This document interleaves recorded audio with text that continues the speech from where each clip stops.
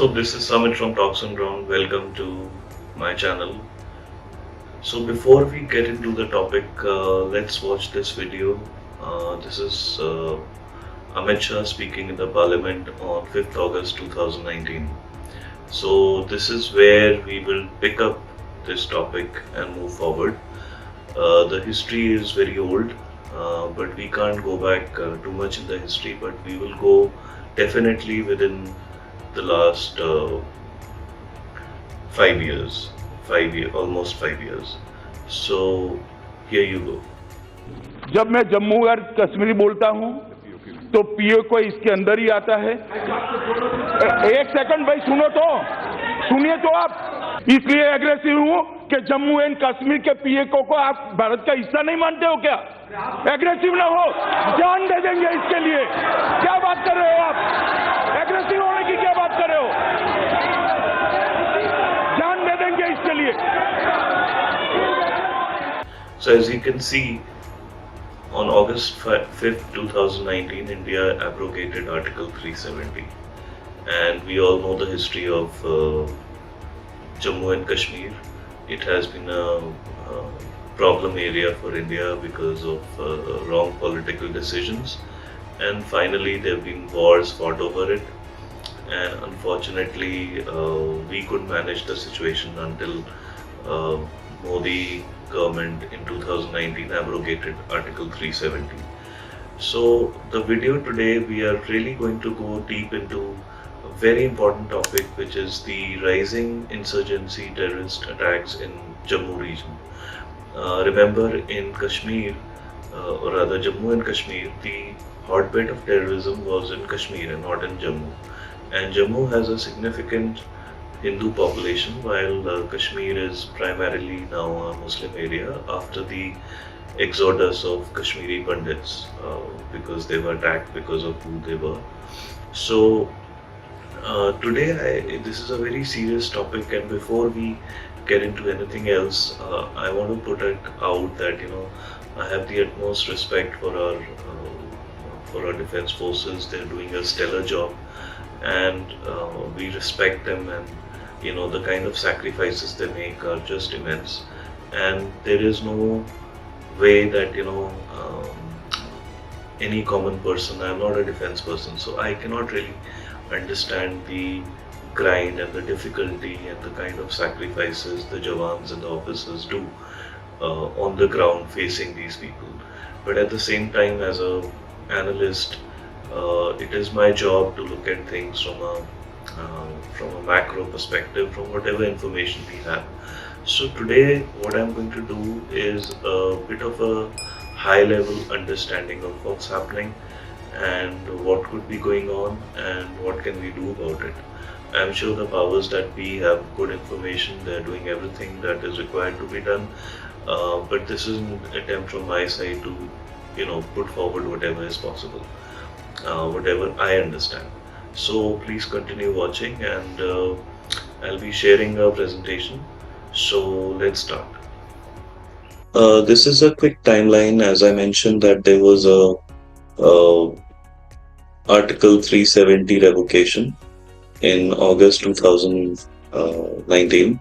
Now remember, all of India's geopolitics and all the events that have happened in India from a political foreign policy standpoint, from a security standpoint, they have all happened from this day onwards. I mean, a lot of the things that are happening today are happening because of that in the last 5 years. Of course, there are other forces, other reasons, but quickly we look at this. So as we can see that once the revocation happened in Jammu and Kashmir, and Ladakh was separated, and internet was cut, there were a lot of people who were put into prisons and house arrest and so on. The political leadership was really taken over by the central government, and there was a security blanket that was put on Jammu and Kashmir.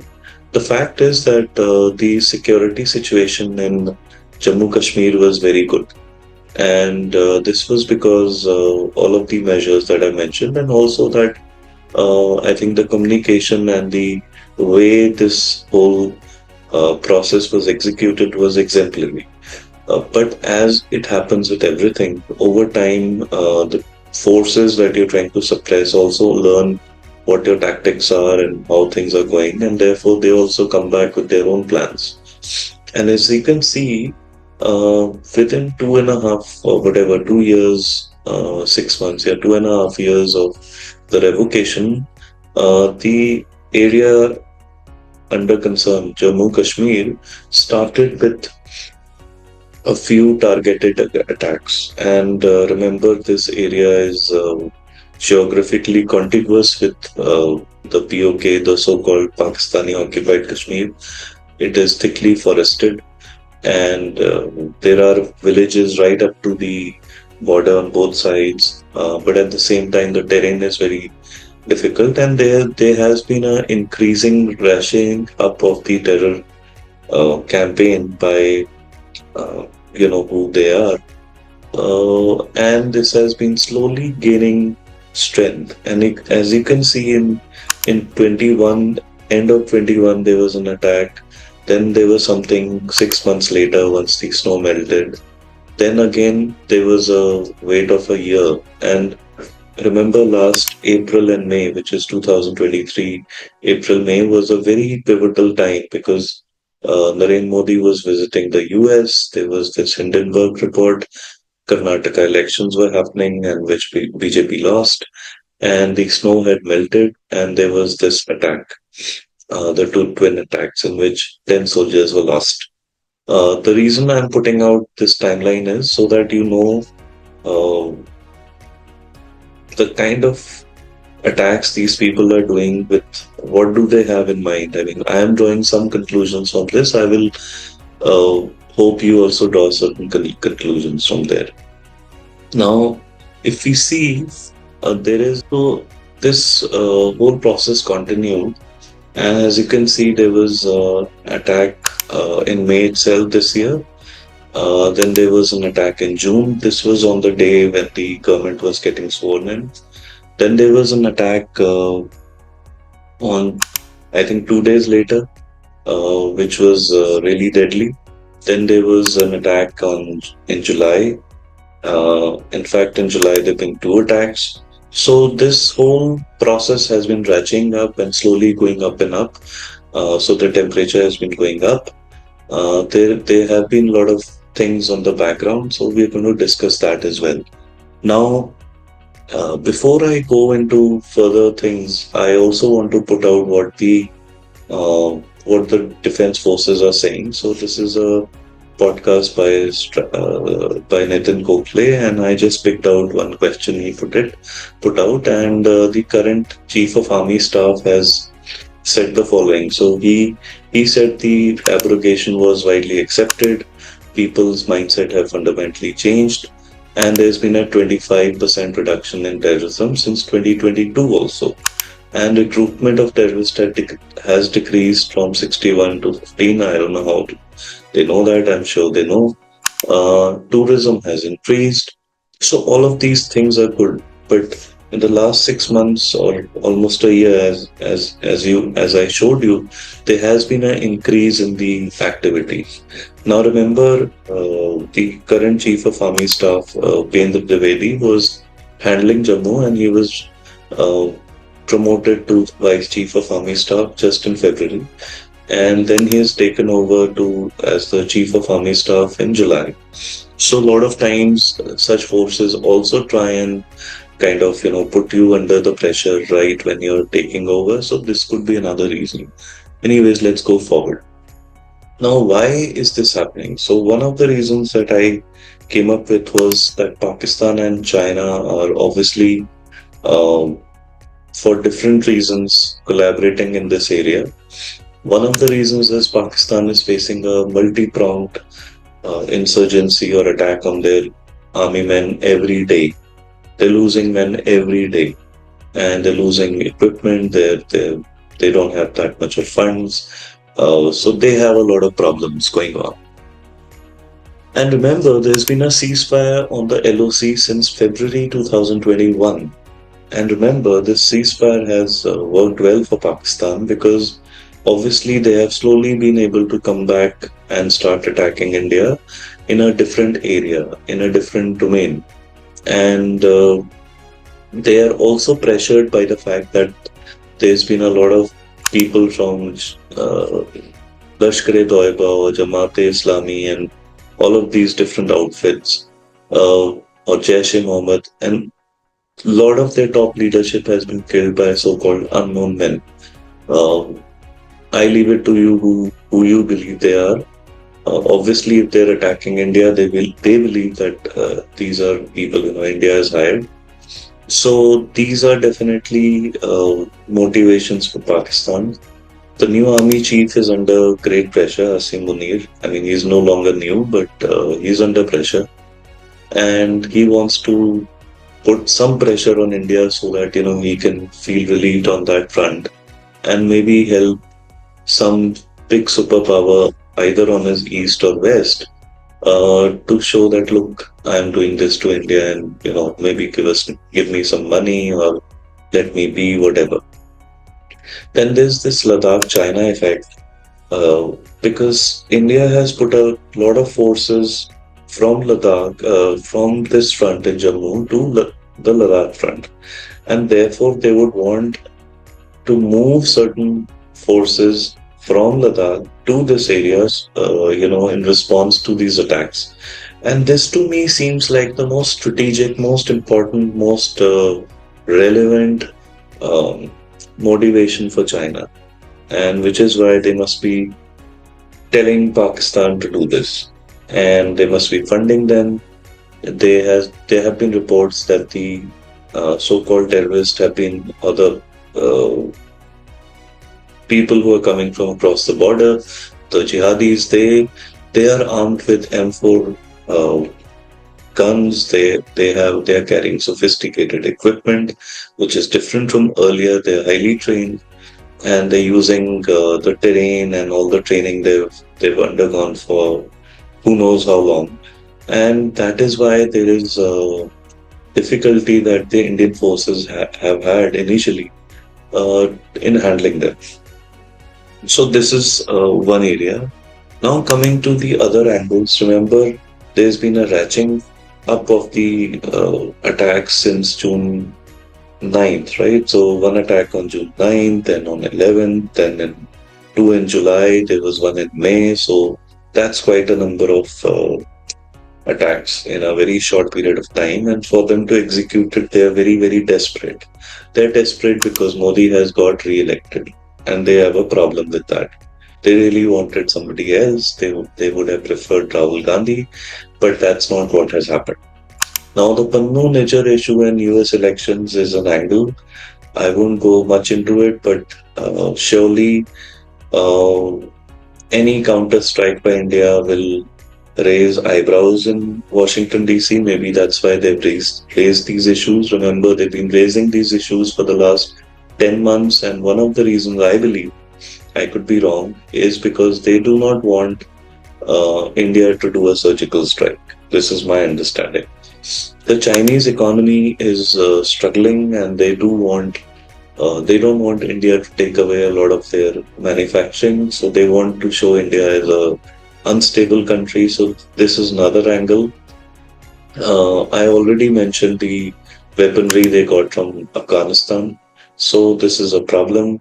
Now there's a election coming up in September, October in Jammu Kashmir, and the current elections that were held in Lok Sabha in June, in May June, they were successful, and there was no violence, and I think almost 50-55%, 60% turned out, and that was a big slap on the faces of all the people who opposed the Article 370's revocation. That includes most of the countries mentioned on this page. You can see who they are. The topography of this area, the expanse of this area, and the overground workers that these people have cultivated. And one thing I should have mentioned and haven't mentioned is the internet. Now remember, till the end of 21, almost until the end of 21, the internet was shut in J&K. There was very limited access to internet. The moment it has opened up, it has given these forces kind of a carte blanche to go ahead and organize and so on. And I think this is where uh, we have to rethink as to how to handle these kind of attacks. And these are very important from a moral standpoint.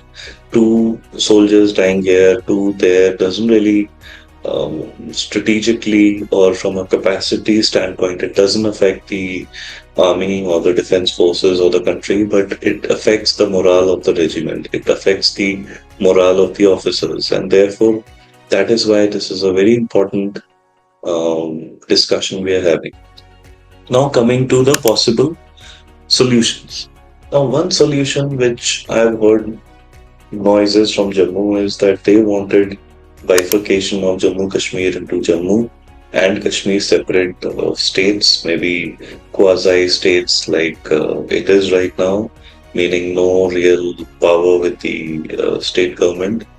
But I think this will be a very interesting um, political move because it'll definitely have a lot of repercussions. Will it dilute India's claims on the whole of Jammu Kashmir? If the first bifurcation did not, I don't know how this bifurcation will affect the claim. Will it affect your narrative about Hindu Muslim unity, secularism, and so on? I would say that, I would weigh on the side of saving soldiers rather than saving your narrative. Narratives can be built. You have to put out the right facts. You have to repeat them. You have to talk about them ad nauseum. I wonder, what uh, benefit do we have by keeping these two together, especially when a lot of people in Jammu feel aggrieved that they do not get the representation that they should get or ought to get because of their population, because of their contribution to the economy, to tourism, and so on. So, this has been a demand for a long, long time, and I think this could be one of the possible solutions. The other would be to postpone the election and kind of bring back some of those restrictions in some areas, and that could allow you to, wipe out their whatever they've built over the last 2 3 years, and this would definitely um, put them back by 2 years or 3 years and allow you to hold the elections maybe a year down the line.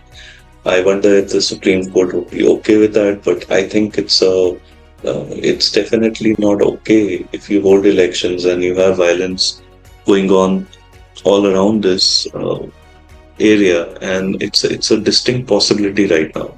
So the government has a good opportunity right now to postpone the elections and hold them later at a better time. Third point is very important. I think while I'm not a military person and I don't know enough about the formations and regiments and command structures and so on, but I do know that a lot of times, a lot of these casualties are regular army people, and they are pushed into fighting these guys in jungles and whatever. And obviously, if you keep doing that, a certain amount of fatigue can set in. I'm not saying they're not capable. They are 10 times more capable and courageous and better trained and better led than Pakistan and China combined. But at the same time, from a moral standpoint, which I talked about earlier, it might be worthwhile to bring up a paramilitary which is going to focus only, its only job will be to focus on Pakistani terror. And it can be equipped with whatever you want, whether helicopters, drones, whatever. So it can be something like a cross between a Rashtriya Rifles and an NSG, something which would give you uh, a narrative wherein even if the terrorist kills 10 of these Jawans, they're not killing the regular army. And therefore, for Pakistan or China to dent the Indian army, they will have to do much more than just a few terror strikes here and there. And that will change the whole game. I do think this is a option the government ought to think about. I wonder if they are, but if they're not, then Please, if anyone's watching who can reach them, please go ahead and tell them. Then there's the surgical strike, which I think is well discussed. I think it has limited narrative um, potential to set the narrative. It'll bring up the morale. It'll bring down the morale of the Pakistanis and Chinese, and it can also potentially destroy some of the things they've built. But at the same time, this has its own risks. So I wonder if this can be done with the kind of success you did the Balakot. Even though your capacity to do it is better, your uh, your will is there, and I don't think there's any opposition to it, even politically. So I think it can be done, but I would be very surprised if India can go ahead and do this and not face any repercussions internationally. Because this time, I expect the United States of America, especially, to stand up and criticize India and question the need for a strike like this. I think that is why they've been building up the Pannu and Nitcher issue, the Five Eyes, and I think they're questioning India's the legality of the surgical strikes and so on. And I think this would be a very, very interesting thing to do. I do think if India does all of these things, surgical strike should be included, whether right now and 6 months down the line. And lastly, there's a demographics factor. I do think that if India was to, if the government thinks about hosting a lot of ex-servicemen around the valley. I think they tried all of these things. It hasn't been successful, but they can be additional people who are sent there, or some people who are there who should be probably evicted, especially if they're illegals or they've come from Myanmar, whatever. So these are kind of things the government will have to do because this will affect the overground workers for these people. So remember, there are strategic aspects here. One is a uh, pretty political decision to bifurcate Jammu Kashmir. Then there's a tactical decision of postponing the election. Then there's a defense or the security aspect of making a certain unit which is focused on Pakistani terror. What that does is it takes away the incentive for them to keep attacking so that they can affect the morale of the army. And I think number three is something they should really think about. A surgical strike is like the icing on the cake. I think a lot of other things have to be done. And finally, as I mentioned, is the demographics. So these are the various solutions, and these are very different from uh, what have been what has been talked about otherwise. So this was a quick presentation for you to think about. So basically, what I'm trying to do in this video is look at where this escalation has started and where has Jammu turned into the hotbed from Kashmir. So surely it has turned into a hotbed only from 2019, and that too, you can see it has happened in the last 2 years.